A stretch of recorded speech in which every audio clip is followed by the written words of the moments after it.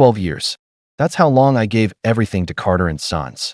12 years of missing my family's birthdays, staying up all night, and giving up pieces of my life I can't get back.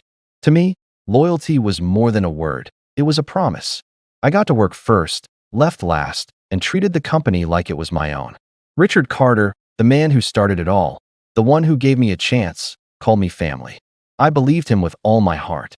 My name is James Harrow, 42, a company man who poured 12 years of my life into a business that threw me away like yesterday's news. Then, in a meeting that lasted 5 minutes, his son, Daniel, broke that trust. No warning. No thank you. Just a cold. We're going in a new direction. Like I was something he could throw away. His smirk said it all. He'd been waiting to get rid of me.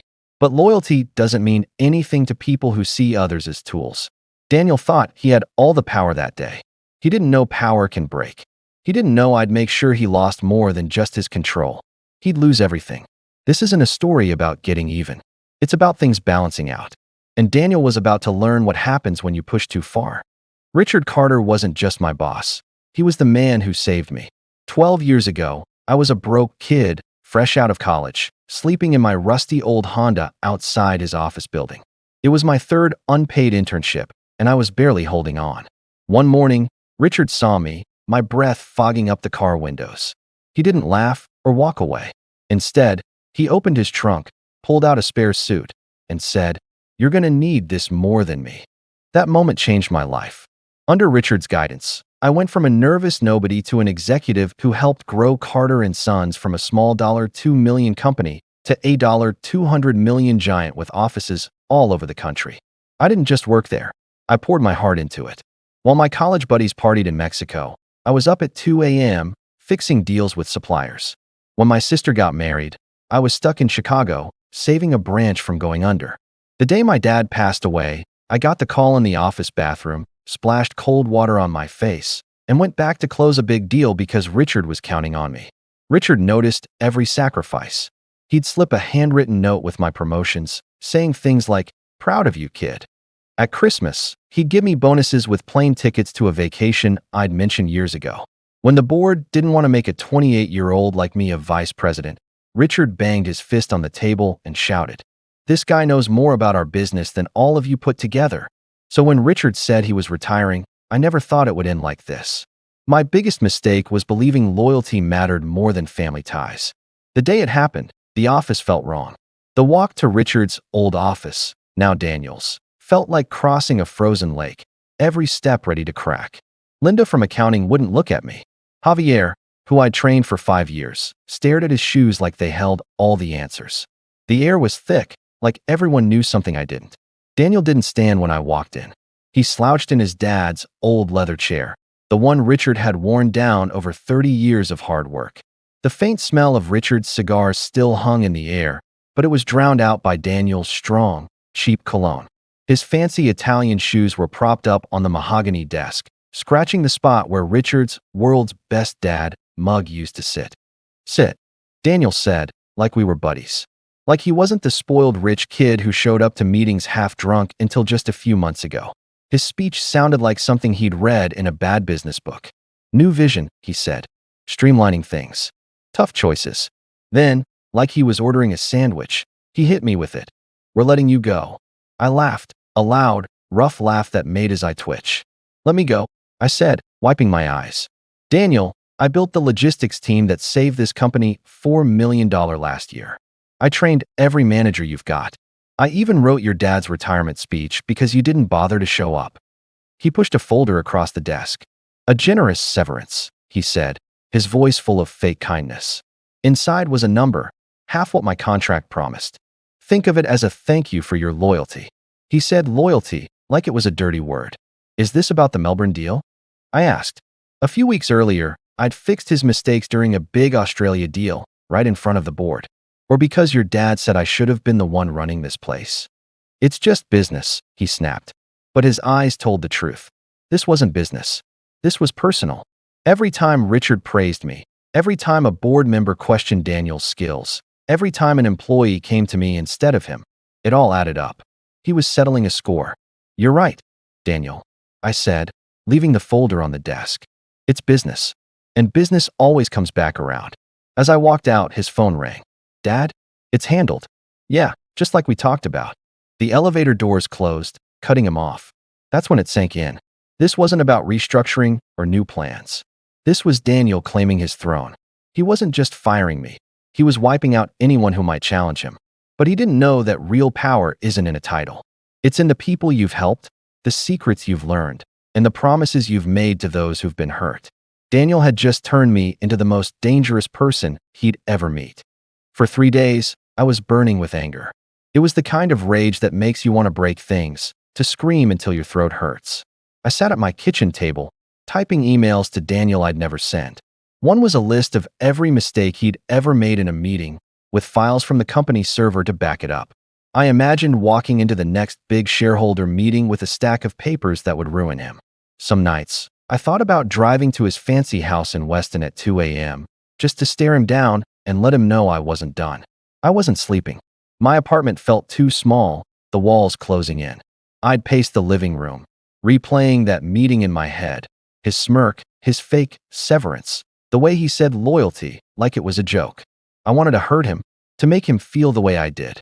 But on the 4th day, something changed. I woke up late, around noon. My hands weren't shaking anymore. The whiskey bottle on the counter was still sealed. The anger was gone, burned out like a fire that had used up all its fuel. In its place was something new, a clear, cold focus. Daniel thought firing me was the end of the story. He was wrong. He'd just written the first page of his own downfall. 12 years at Carter & Sons wasn't just a job. It was like going to school. I learned things no college could teach. I knew which suppliers were sneaky, taking extra money under the table. I knew which managers lied about their numbers to look good. I knew which clients were ready to walk away if we messed up one more time. Most of all, I knew Richard's habits, how he'd sigh and say, "Fix it, will you?" every time Daniel made a mess. Those moments were in my notebooks, my emails, and in the heads of every person who'd watched Daniel get away with everything. And Daniel? He was already falling apart. The big Australia deal I'd saved was crumbling because he didn't know my contacts. The company's quarterly reports were late because he'd fired the whole analytics team.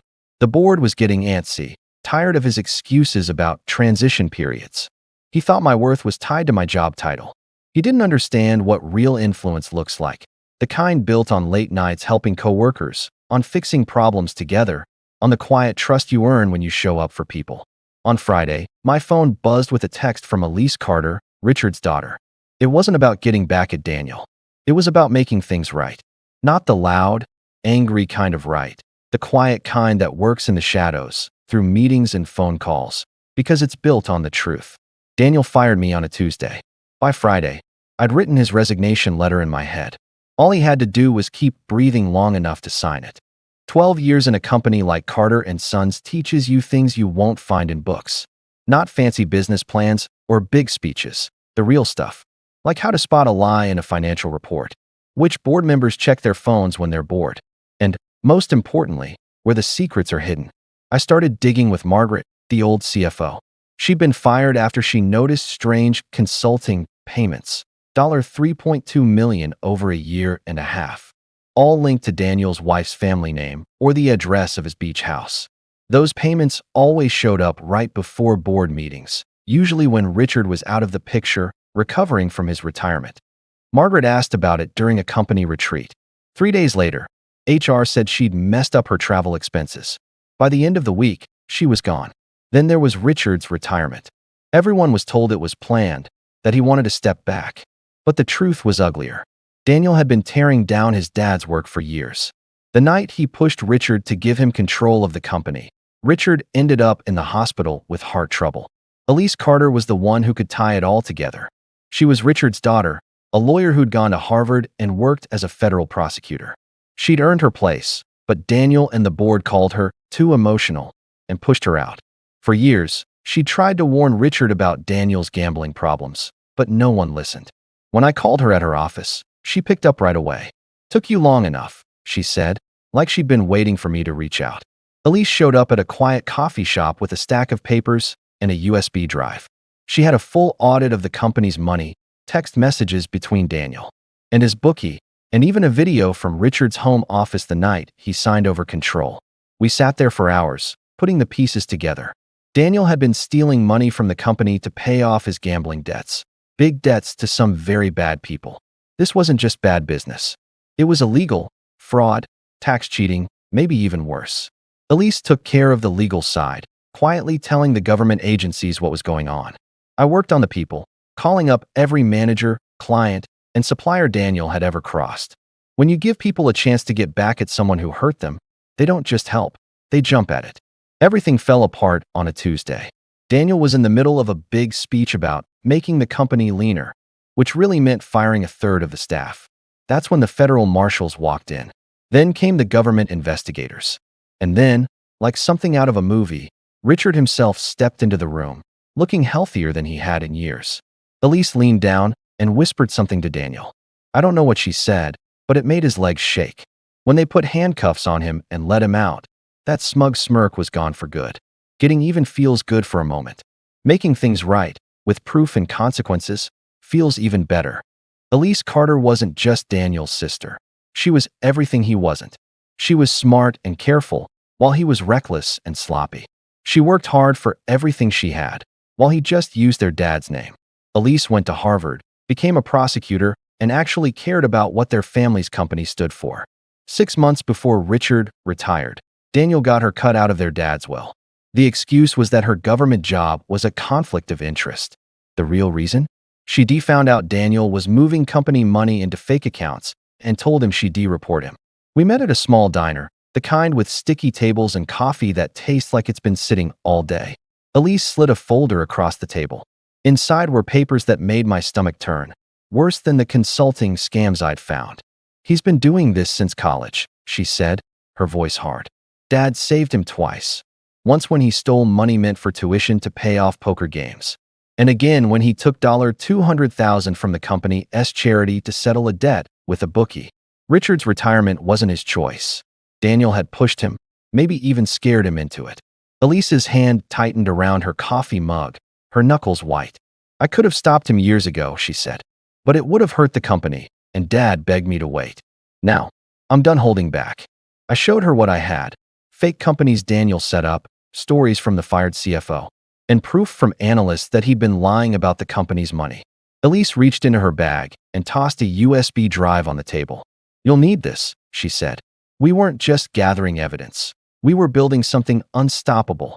Every piece of proof was like a brick in a wall that would trap Daniel. The board's meeting Tuesday, Elise said. Daniel wants to take money from the workers' retirement savings to pay his debts. We have to act before then. I shook my head. We don't just show everyone what he did. We make sure he's the only one who goes down. Elise smiled, sharp and cold. Justice, then. Not just getting even. Justice. The word hung between us as the diner's neon sign buzzed outside. Dawn was coming, painting the empty parking lot in soft light.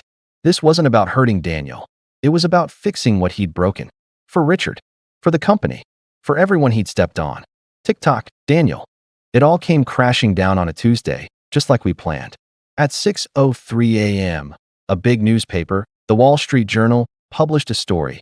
Carter and Sons boss faces trouble for shady money moves. By 7:30, our secret tip had reached 3 huge investors. Daniel's first mistake was holding a press conference that morning. His second was lying to everyone. These claims are nonsense, he said, his voice shaking a little. My dad built this company on honesty. By the 5th day, the government had frozen $28 million of his money. By the 7th day, people who owned parts of the company started suing him. By the 9th day, the board was falling apart, arguing over what to do. Elise walked into their emergency meeting like she owned the place. My brother was going to steal $90 million from your retirement savings next Tuesday, she said. Anyone still on his side? The end came early one morning. Federal agents, investigators, even tax police showed up at the office. Daniel tried calling Richard one last time, begging for help. The phone rang twice, then went to voicemail, Richard's happy voice saying, "Leave a message." Elise stepped in to run the company for a while. She made sure the workers' retirement money was safe. The company started to get back on track. Daniel? He got 8 to 10 years in a fancy prison where rich people go. Karma doesn't move fast. She takes her time, then makes sure you pay. Last I heard, Daniel was selling used cars at a lot near Boca Raton. It's the kind of place with big inflatable men waving in the wind and signs shouting, "No credit? No problem." He still tries to show off his old Carter and Sons business card, but people just laugh and walk away. Elise offered me my old job back, with a big office and extra money for all the trouble. I didn't take it. Instead, I framed her letter and hung it next to the license for my new company. Getting even feels good for a second, but it leaves you empty. Making things right sets you free. Watching Daniel lose everything wasn't about winning. It was like watching a storm knock down a weak tree. He thought he could break the rules, but proof doesn't lie, and the truth always comes out.